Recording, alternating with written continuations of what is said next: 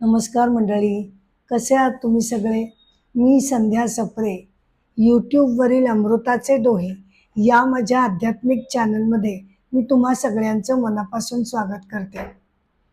आजच्या माझ्या एपिसोडचा विषय आहे अँगर मॅनेजमेंट एपिसोड 4. आपण सध्या अँगर मॅनेजमेंट बघत आहोत, त्याचा एपिसोड 4 मी आत्ता सादर करते.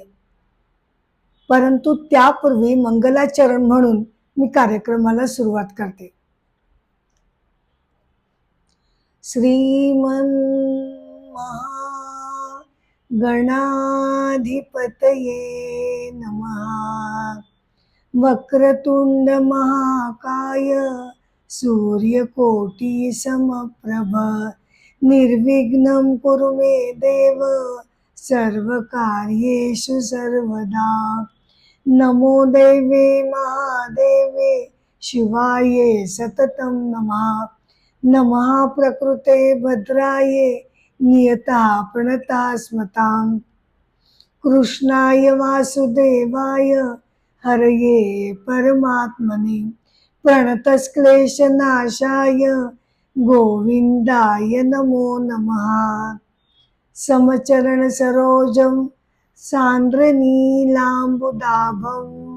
जगन्विहितपाणिं मंडनं मंडनानां.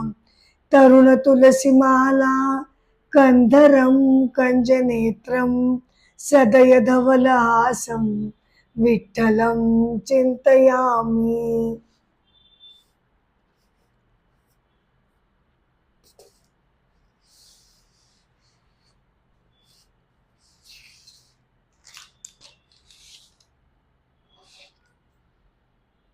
अँगर मॅनेजमेंट एपिसोड 4. ह्या क्रोध नावाचं जे भूत आहे ते जे आपल्या डोक्यावर का बसतं, तर मला राग येतोय आणि तो कसा योग्य आहे. बरं का, मला राग येतोय आणि तो योग्यच आहे असं जस्टिफिकेशन द्यायला मी सुरुवात करत राहते आणि त्यामुळे तो क्रोध अजून अजून अजून अजून पक्का पक्का होत जातो. हा एक प्रकारचा आपण ब्लेम गेम करायला सुरुवात करतो की जे काही घडतं ना ते केवळ आणि केवळ प्रत्येक वेळेला दुसऱ्यामुळे घडतं. माझा यामध्ये काही दोष नाही. मी जी रागवते त्याला मी अजिबात जबाबदार नाही असं मी म्हणायला सुरुवात करते. मग काय करावं ह्याच्यावर?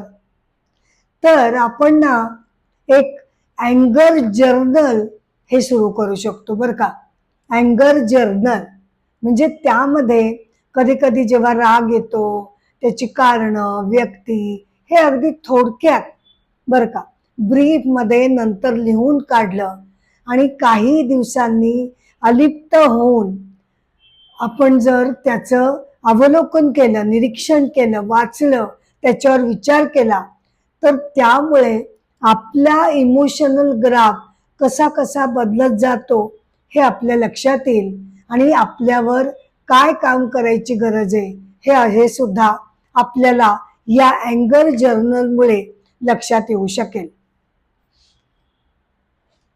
कठोपनिषदामध्ये एका मंत्रामध्ये फार सुंदरपणे एक अर्थपूर्ण असं वाक्य सांगितलेलं आहे की कठोपनिषद असं म्हणतं की विचार तर सतत येतच राहतात. त्याला काही इलाज नाही. विचार तर येतच राहतात, पण कोणत्या विचारांना आपण फॉलो करायचं, त्यांचा पाठपुरावा करायचा आणि कोणत्या विचारांना दूर करायचं हे आपल्याला ठरवता येणं खूप खूप गरजेचं आहे. यालाच श्रेयस काय आणि प्रेयस काय हे ठरवणं असं म्हटलं जातं. म्हणजे काय, तर प्रेयस म्हणजे प्रेयस विचार म्हणजे माझी जी तडकाफडकी इन्स्टंट रिॲक्शन प्रत्येक गोष्टीला येते त्याला प्रेयस असं म्हटलं जातं की त्या क्षणापुरतं मला ते आवडतं, ते योग्य वाटतं, ते मला सुख देतं, असे ज्या ज्या माझ्या रिॲक्शन्स असतात. आला मला राग, बोलला समोरचा, आला मला राग, केला मी व्यक्त, झाला, माझा कारभार तो मोकळा करून झाला, याला म्हटलं जातं प्रेयस विचार. पण आपण हे लक्षात घेत नाही की अशा एक एक एक एक एक एक रिॲक्शन्स देत राहण्यानं अनेक घटना आणि अनेक प्रसंगातून अनेक क्षण, अनेक दिवस, अनेक वर्ष आणि अनेक वर्ष आपली या अशा प्रेयस गोष्टींमध्येच रमून जाण्यात, दंग होण्यात, ते प्रत्येक वेळेला रिॲक्शन देत राहण्यातच आपली सगळी ऊर्जा खर्च होते आणि आपण ओव्हरऑल आयुष्याचा त्याच्यावर काय परिणाम होतो हे आपण लक्षात घेत नाही. कारण अशा अनेक प्रसंगांनीच, नाही का, अशा अनेक प्रसंगांनी मिळूनच माझं आयुष्य बनलेलं असतं आणि त्यांनीच माझं आयुष्य घडत असतं. मी जेव्हा याचा गांभीर्यानं विचार करते तेव्हा तो होतो श्रेयस गोष्टींचा विचार. म्हणजे माझ्या हॅबिट पॅटर्न्स, माझा माइंडसेट कसा आहे याचं इंट्रोस्पेक्शन करणं खूप गरजेचं आहे. आणि असं जेव्हा मी करायला लागते तेव्हा त्याला श्रेयस गोष्टींचा विचार करते असं म्हटलं जातं. नाहीतर मग होतं काय की प्रत्येक वेळेला चिडचिडाट करून, राग करून होतं काय की भगवद्गीता अध्याय 2 यामध्ये भगवंत ज्याप्रमाणे सांगतात बर का, श्लोक 64 मध्ये, की व्यक्तीला क्रोध येतो, मग क्रोधामधून द्वेष, ईर्षा, मत्सर हे सगळं निर्माण होतं. मग त्यातून हळूहळू व्यक्तीचा बुद्धिनाश होतो. बुद्धिनाश होतो म्हणजे काय की भावनेच्या भरामध्ये अनेक चुकीचे निर्णय आपल्याकडून जे घेतले जातात त्याला बुद्धिनाश असं म्हटलं जातं. अशा प्रकारचं एक विशेष सर्कल सुरू होतं आणि आपण त्यामध्ये ट्रॅप होऊन जातो. मग हे सगळं जर कमी करायचं असेल, थांबवायचं असेल तर अजून काय करता येईल? तर त्यावर अजून एक उपाय सुचवला जातो.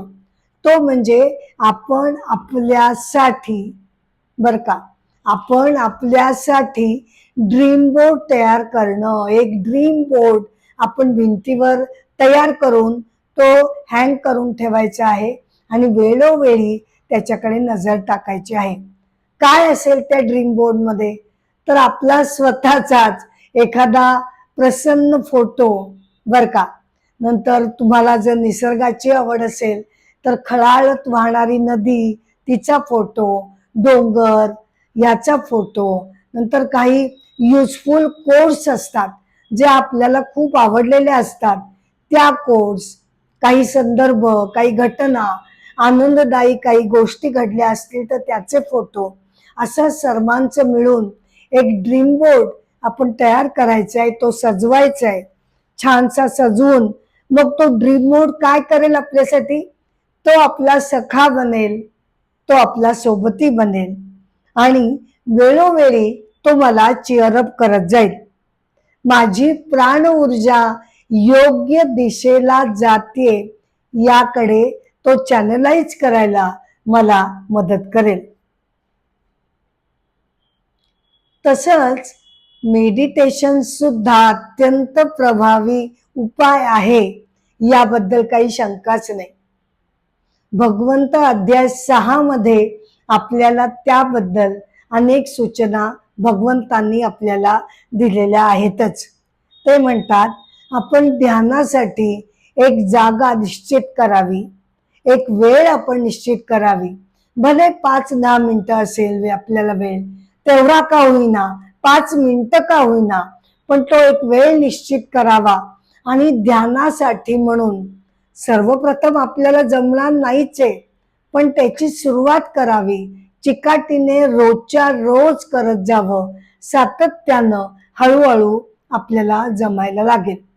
तर ती वेळ निश्चित केली, जागा निश्चित केली, डोळे मिटून शांतपणे सर्वप्रथम आपण आपल्या आराध्य दैवताचं स्मरण करायला सुरुवात करायची. त्याचा फोटो म्हणा, त्याची मूर्ती म्हणा, आपल्या डोळ्यासमोर आणायची आणि आपलं सगळं मन त्या दैवताच्याकडे आपण नेऊन सोडायचं. हा, आता विचार तर येतच राहणार, कारण मनाला कुठे आवडतं असं काही शांतपणे बसणं. त्यामुळे हजारो विचार येत राहणार. त्यानं गांगरून जायचं नाही. जेव्हा जेव्हा विचार येतील तेव्हा तेव्हा ते विचार आपण दैवताच्या पायाशी न्यायचे आणि एकाग्र चित्तानं आपण देवतेचं स्मरण करायचं. मुंडक उपनिषदामध्ये बर का, मुंडक उपनिषदामध्ये ही जी मेडिटेशनची प्रोसेस आहे त्याला एक सुंदर अशी उपमा किंवा उदाहरण त्यांनी आपल्याला दिलेलं आहे. ते असं म्हणतात की शिकारी जसा बर का, शिकारी जसा धनुष्यामधून बाण सोडण्याआधी धनुष्यामधून बाण सोडण्याआधी स्वतःचं मन शांत स्थिर करतो आणि मगच तो बाण आपल्या टार्गेटवर तो सोडतो. अगदी तसंच मेडिटेशन मध्ये सुद्धा घडायला हवं. कसं तर आपला ध्यानरूपी धनुष्यावर बर का, आपण सुद्धा ध्यानरूपी धनुष्यावर मनरूपी बाण धरून तो आपल्या टार्गेटवर सोडायचा आहे. इथे आपलं टार्गेट कोणतं आहे तर आपली जी इष्टदैवता आहे तिचं चिंतन स्मरण हे विचाररहित करणं हे आपलं टार्गेट आहे. मग त्यासाठी आपलं मन शांत चित्त स्थिर करून तो बाण देवतेच्या पायाशी समर्पित करायचा आहे. अशक्य वाटतंय का? हो, वरवर बघितलं तर हे अशक्य वाटतं खरं, पण स्वतःवर काम करायचंच आहे बर का. काही झालं तरी मला स्वतःला बदलायचंय, माझी पर्सनॅलिटी मला बदलायचे. हे जेव्हा मी निश्चय करते तेव्हा स्वतःवर काम करण्याचा मी जेव्हा मनापासून निश्चय करते तेव्हा आपल्यामध्येच बर का, आपल्यामध्येच एक अलौकिक अशी इच्छाशक्ती जागृत होते आणि त्या इच्छाशक्तीमुळं आणि आपल्या प्रयत्नांमुळं आपल्याला जे साध्य करायचंय ते आपण निश्चितपणे साध्य करून टाकतो. आपण करतो म्हणण्यापेक्षा जणू काही ईश्वरच त्याच्या कृपेमुळे आपला निश्चय बघून, आपला प्रयत्न बघून, त्याच्या कृपेमुळे ते सर्व करून घेतो असं म्हणायला हरकत नाही. आणि यालाच मुंडक उपनिषदामध्ये ईश्वराचा कृपा प्रसाद असं म्हटलेलं आहे.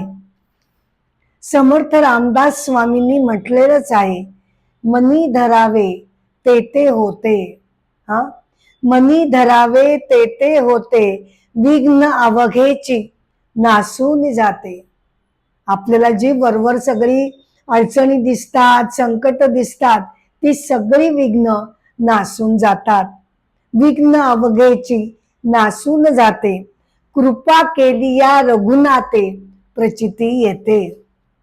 तेव्हा इच्छा, आपले प्रयत्न आणि आपल्या प्रयत्नांमध्ये सातत्य या 3 गोष्टींनी आपण अशक्य ते शक्य करून दाखवतो, यामध्ये काही संशय नाही. So let us अनकॉम्प्लिकेट our life, let us control our words, let us control our अँगर. अँगर management episode 4 याची मी सांगता इथे करते खरी, पण तरी सुद्धा तुम्हाला नम्रपणे विनंती करते की कृपया अमृताचे डोही या माझ्या चॅनलला तुम्ही कृपया शेअर करावं, लाईक करावं, सबस्क्राईब करावं, ही माझी नम्र विनंती आहे. असेच अनेक आध्यात्मिक विषय घेऊन मी तुमच्या भेटीला येतच राहणार आहे. एपिसोडची सांगता मी गजरानं करत आहे. जय जय राम, राम कृष्ण हरी. जय जय राम, राम कृष्ण हरी हरी. राजा राम कृष्ण हरी, राजा राम कृष्ण हरी हरी. जय जय राम, राम कृष्ण हरी हरी. नमस्कार.